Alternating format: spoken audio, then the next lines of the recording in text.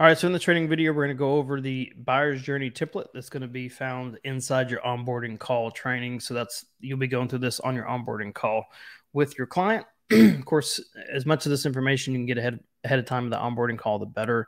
Sing it out in a Google form just makes it go faster and smoother. So let's get into how this template works and how you can use it to map out the buyer's journey.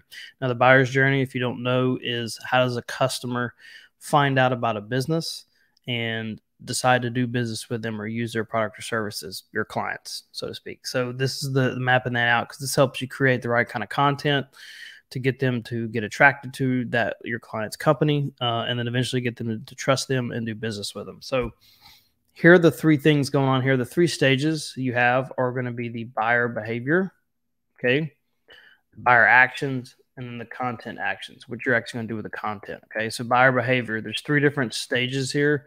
You have the awareness, consideration, and then decision phase. So the awareness stage, okay, this is the buyer behavior, like what the buyer is actually doing, what they're behaving like. They realize and express symptoms of potential problem or opportunity, like they're going through something, they have an issue. So I'm going to use contracting space. That's the space we're in to give you an example.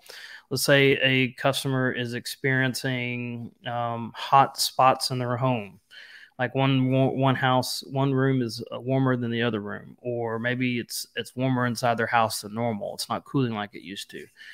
So they're aware that they have a problem. They don't know what the problem is, but they're aware they have a problem. So now they've got to research what that problem is.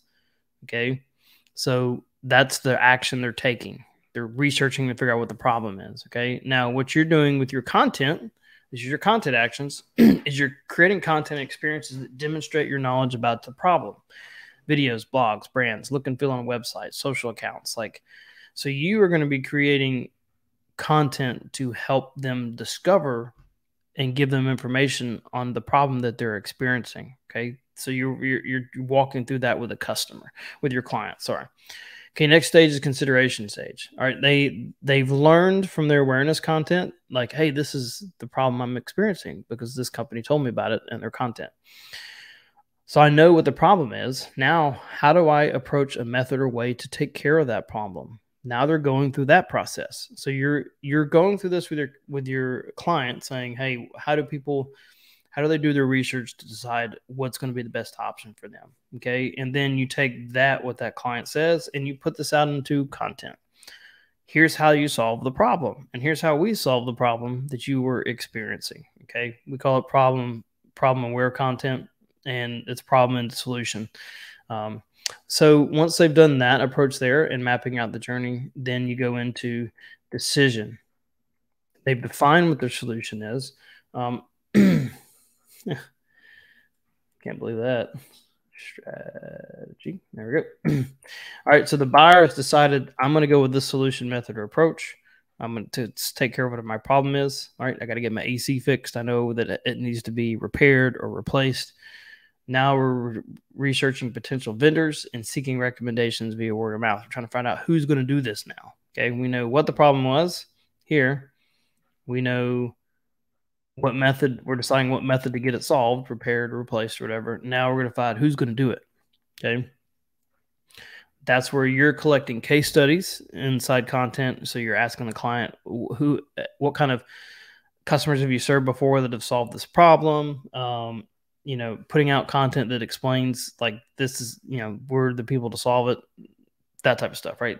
That's what you're getting from your client. So that'll help you kind of identify what types of different content to put out and map that out weekly in your educational content. Okay.